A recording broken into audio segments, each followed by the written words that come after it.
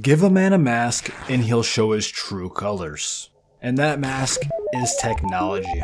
The average person from Gen Z spends about 9 hours a day in front of a screen. And with so much time in front of a screen, they inevitably get an online persona. I'm sure most of us know how this goes. How you act online is different how you act in person. I mean, look how the American youth coped during the Great Recession. For the road, so we don't even have to stop for food. Up. Nobody cares about the road, Yeah, what right? you just got for the road? Fuck you. You're jealous. Dumb motherfucker. You're jealous. My clan tech is chasing me. I'm a fucking faggot. And I mean, I'm sure most of us in Gen Z can agree. Social connections are not the same as they used to be. Technology has created this divide between us. Something that was supposed to bring us closer to each other has separated us. And so another piece of this technology is the fact that everyone has cameras on them. And while this might sound like a good thing to catch people doing crime and stuff like that, it leads to things like the gym creep contradictions we have going on nowadays.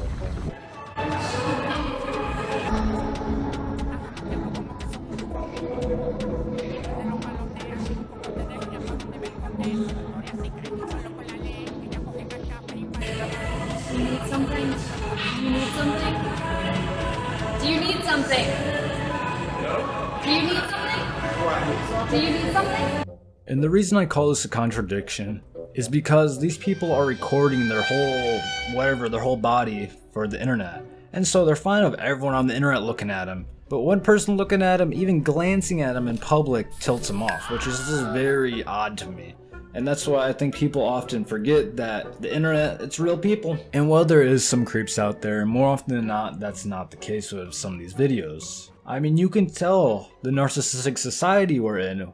When you look at your average Gen Z conversation, it kind of ends up going like this.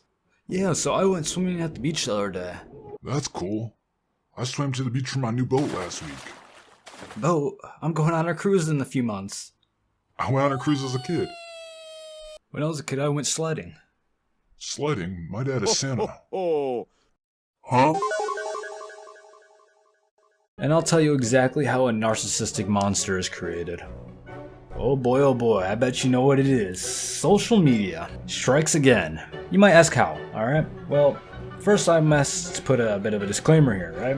I'm gonna make some generalizations, alright? And when I make generalizations, this does not apply to everyone, okay? But here we go. So, women, right? Women have more followers on average than men on social media.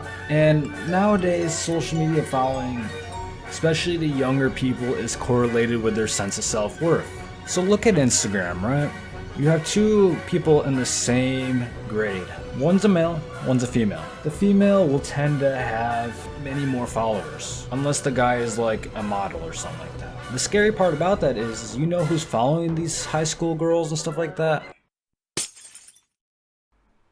So who are these people following you? Well, for one, it could be your friends, your classmates, your family, but then the rest is strangers. And so we're going to go off that number earlier of 617 followers as the average amount of followers for a woman. And with that in mind, we have this graph here, which I would say is a pretty realistic breakdown of each group, because most people don't have more than 50 friends, let's be honest. Let's just be generous for the sake of this. And so that still leaves us with 144 strangers. And who is in this group of strangers? Well, for one, creepy people.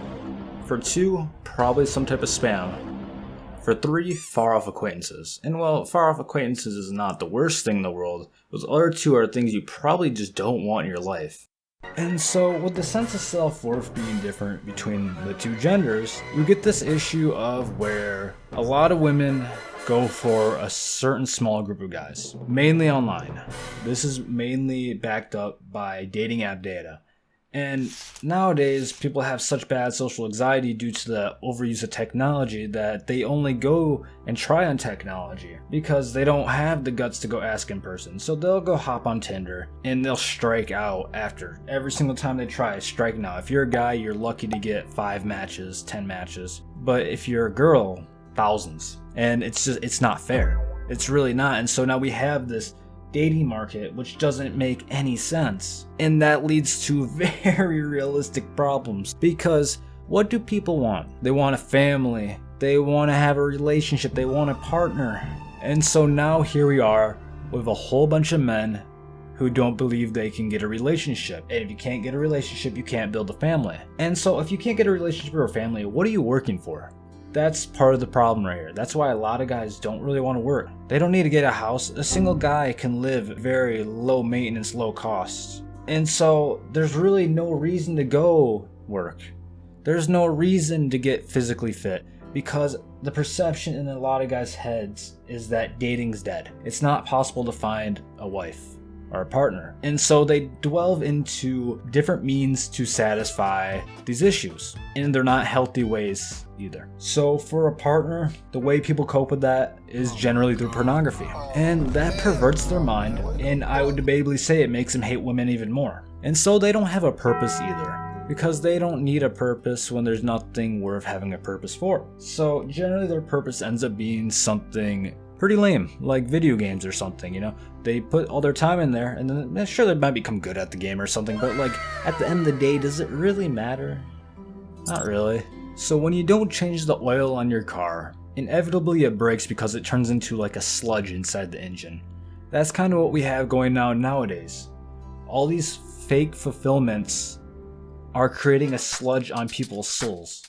And so now you have some weird things like the Manosphere, which covers things like the red pill, the blue pill, the black pill, the incels. And all these groups is a place for people to lack accountability in themselves, because all they do is point fingers at each other and say, that's the problem, they're the problem, not me, they're the problem. And you can't change other people, so why are you trying to focus on other people being the issue? Because the only thing you can really change is how you react to things.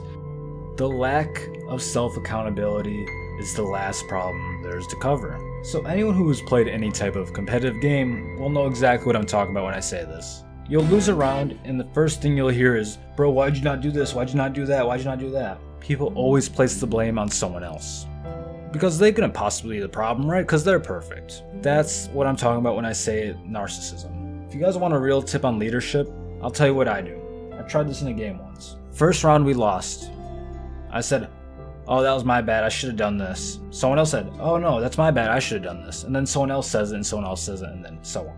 And then you have the whole team focusing on what they could do better, leading you to a team that functions properly. So an experiment you can do real quick is take a look at your home screen, and what you see there is a very good reflection of your internal world. And if your internal world looks like something filled with hatred and fear, you know, it's not a good thing to have. You gotta be careful on what you consume. So just watch your mind, and feel free to watch this video right here.